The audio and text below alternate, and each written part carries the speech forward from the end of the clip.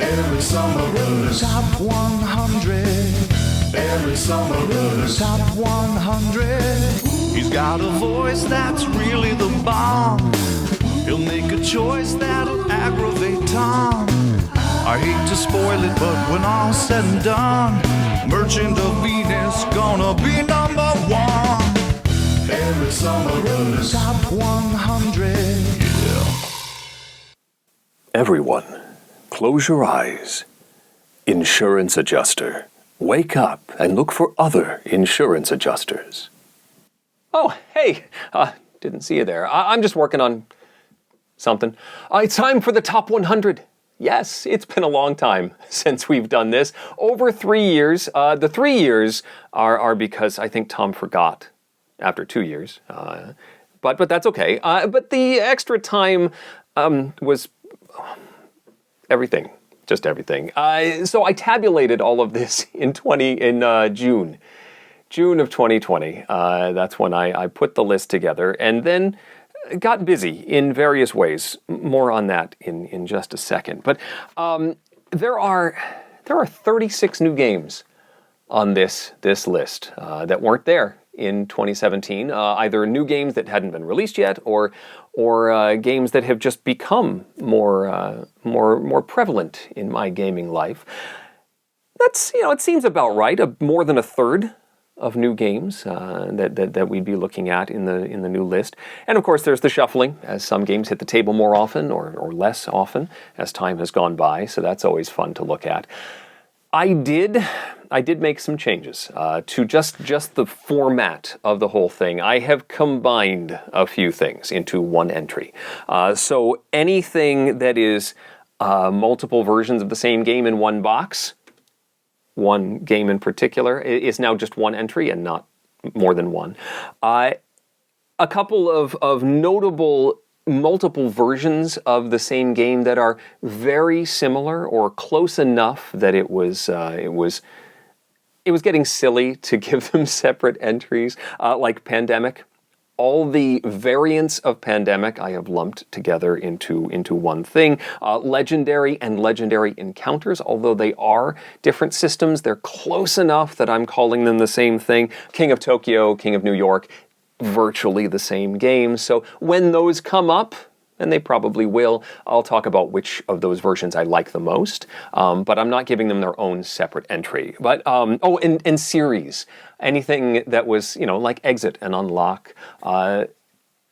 Calling each one of them a separate game, I think, would just clog the list with a bunch of Exits and Unlocks, because I like those. But we'll be judging them sort of as a series and not individual titles. There are some exceptions to that, like the dice version or the card version of a larger game I have considered as a separate product. And some of those dice versions have made it on the list because I like them an awful lot. So they have their own thing, even though they may be part of that grander umbrella. So like for Pandemic, Pandemic the Cure, or Pandemic Contagion, the competitive version, would be separate things if they made it on the list. And anything that is functionally different, I'm actually going to break my rule that I just talked about very early on in the list. We'll get to that in just a little bit. But something that I feel like is different enough that they deserve to be separate games, I have kept separate. And it's my list, so, that I'm going to do stuff like that. The biggest thing, though, and part of the reason why 2020 has been such a delayed year for my top 100 is that somewhere around the time that I tabulated this, we decided that we were going to sell our house. And that required doing some repairs and just getting it ready to go on the market, which meant putting a significant portion of my game collection in storage. Just to get it out of the way and out of the rooms that needed to be fixed. And so many of the games on my list are currently in storage. And so we're going to have to search for them a little bit. So you'll join me on a scavenger hunt, won't you? We'll find them. And of course, there are a few that I don't own. They made it on my list because I play them with my gaming group, or I've played them with other folks. But I don't own a copy because the folks I would play it with have their own. So a few I don't have to track down, which is probably good. So without further ado, I think we should get started. Kids, take it away. Number 100. Number 100, Clank, a deck-building adventure.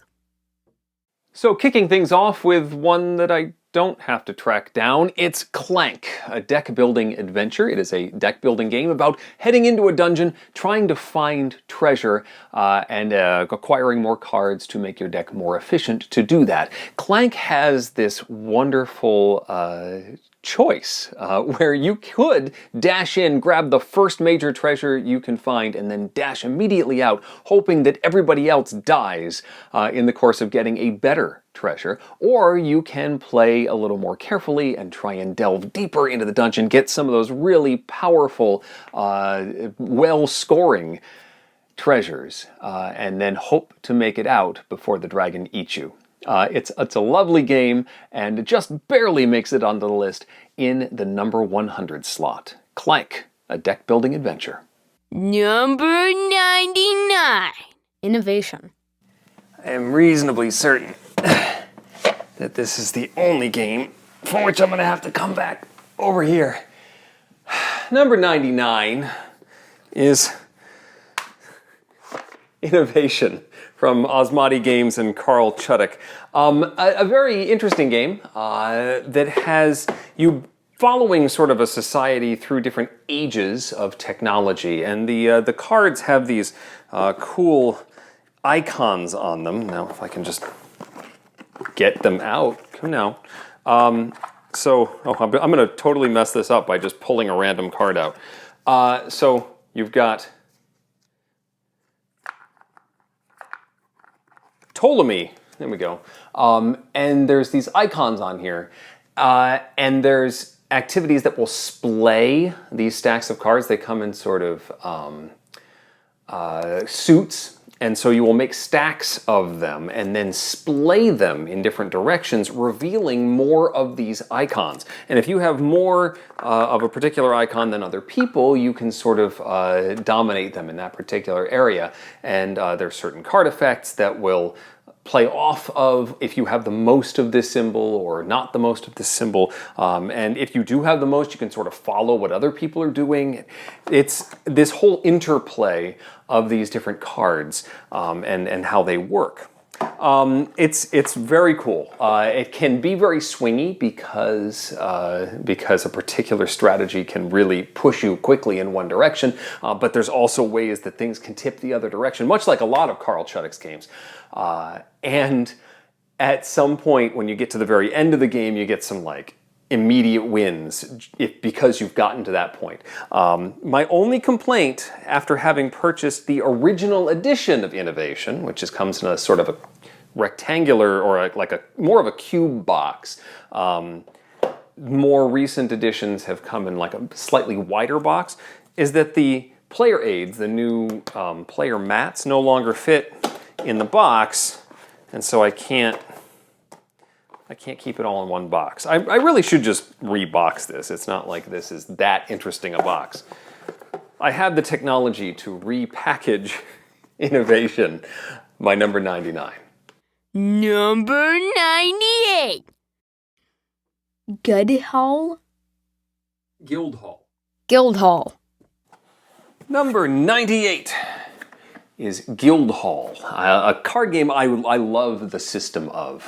You've got a bunch of different personalities that you are acquiring throughout the course of the game, and the more of them you get, they come in different suits, so you can get one of each suit of a particular job, and the more of them you get, the more powerful their actions are. But once you get 5 of them, then they sort of become a victory currency that you can then turn in to earn victory points toward winning the game. So there's this sort of, they become very powerful and then they're not powerful because you lose them all. They all turn into currency. And all these different abilities affecting the other players, stealing their cards, preventing them from scoring sets. It's a really cool system. There is Guildhall Fantasy, which I tried to get into and never really did. I prefer sort of the original Guildhall and Guildhall Job Fair, but it's still such a really cool system. And my number 98, Guildhall. Number 97. Fine Sand. You don't know how long I've been looking for this one. Number 97 is Fine Sand, a game by Freedom and Freeze. It's a deck deconstruction game. You have all of your cards that are going to be in your deck at the beginning of this game. You're building sandcastles, and you are gradually removing them from your deck by playing them into a tableau, increasing your abilities to do various things. Also building various sandcastles, also ditching cards to your opponents. You can sort of pass them off to your neighbor, and of course, other cards from your neighbor will be coming to you, but you are trying to efficiently get rid of all the cards in your deck. And whoever does that first is going to trigger the end of the game and hopefully win. Fine Sand is lovely, it's cute, I like the art design. It has this nice little ring system where you can tell which path you've taken on a turn. Like you can either build or you can draw cards, and it's very easy to tell what you've done on a turn. It's also a simultaneous play game that uses a nice token system to show when somebody is done with their turn, and once everyone is done with their turn, you can move on to the next round. But you don't have to sit there going, "Are you done yet? Are you done yet? Are you done yet?" Fine Sand is also a Fable game, so as you play more, you add more complicated cards to the system. And I have not finished all of the cards in the system, but I really do want to. I want to play more of this one and get it to the table more often. I love it. Fine Sand from Freedom and Freeze, number 97. Number 96. New Frontiers. Also new to the list in the number 96 slot is New Frontiers, which is the Race for the Galaxy board game. What this game does is take a lot of the things that Puerto Rico does with the action selection and the special bonuses for doing what you're doing, and just makes it work a whole lot better.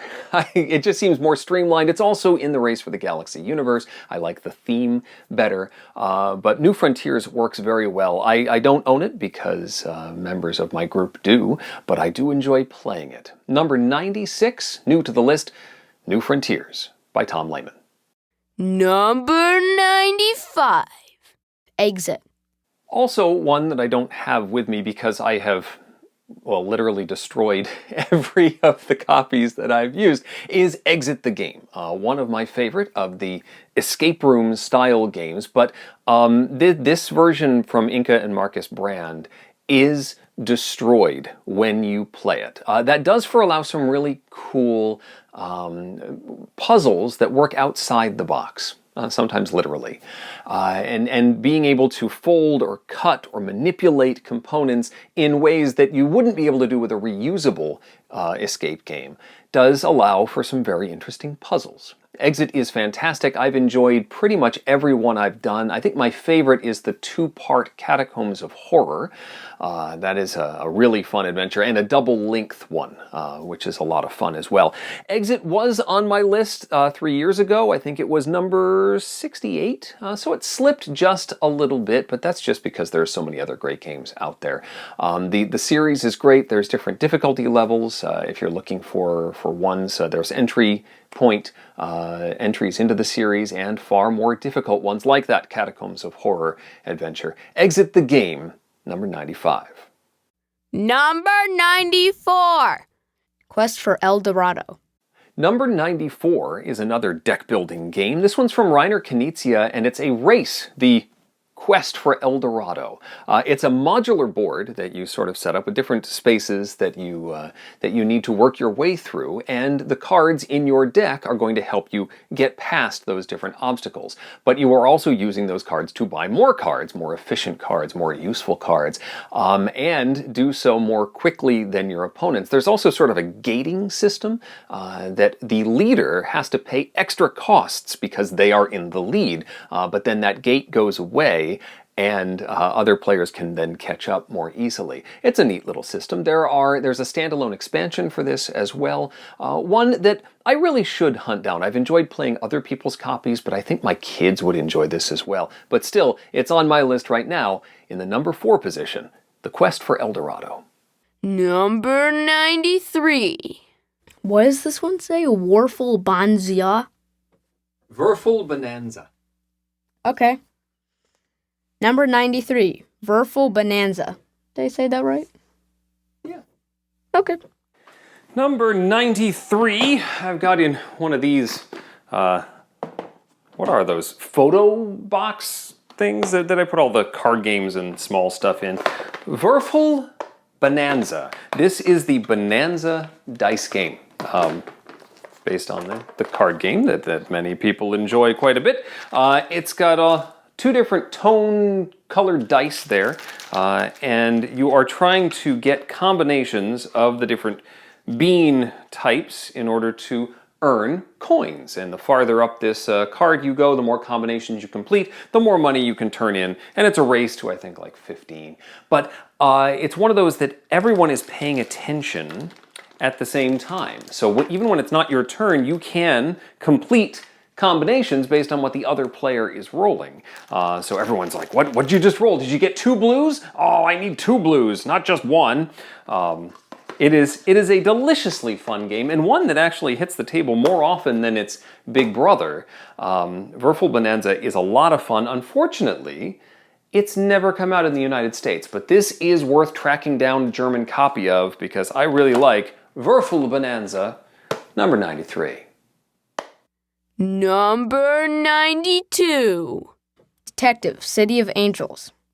Number 92 is Detective City of Angels. It's a mystery game, and often these styles of games are cooperative. This one is not. This is a competitive storytelling adventure. One player plays the chisel. That's the name of the game runner, and they are helping to facilitate the adventure as different detectives go and explore Los Angeles, finding clues and discovering elements of the story. There's a puzzle aspect to this. There's secret information. You may learn something that then you can keep secret, but the other players see where you're going and what you're investigating, but then they can bribe someone to find out what you know. The story is written incredibly well. It is a lot of fun to read the chief's briefings in this book. Detective City of Angels is a great one, and another one that I need to add to my collection. I've enjoyed playing other people's copies, but hey, it's on my top 100. I should probably track this one down. Number 92, Detective City of Angels from Van Ryder Games. Number 91. Thunderstone. Rounding out the first 10 is Thunderstone. This is Mike Elliott's design. This came almost immediately after Dominion in the deck building universe, but this is a very different game from Dominion. It is a dungeon crawl game, and you are entering the dungeon, trying to fight bad guys, defeat them. You have different classes of characters that you can upgrade by getting XP and making them stronger characters, more equipment, all of that stuff, as you decide whether you're going to the market or whether you're going into the dungeon, into the danger. This is the Thunderstone Advance version, which sort of distilled the original 1.0 version of Thunderstone. I have not played Thunderstone Quest. It's a little intimidating to me. That's a big, big box. But there's a lot in here too. I've put my whole advanced collection into this box, and that's a lot. But Thunderstone, I'm looking for an adventure. This one, you can't go wrong with Thunderstone. It's my number 91. Well, there we go. 1/10 of the list complete. More ridiculousness from the children on the horizon, and more digging for all the games on the list. I'm looking forward to it. Until next time, I'm Eric Summerer. Thanks for watching.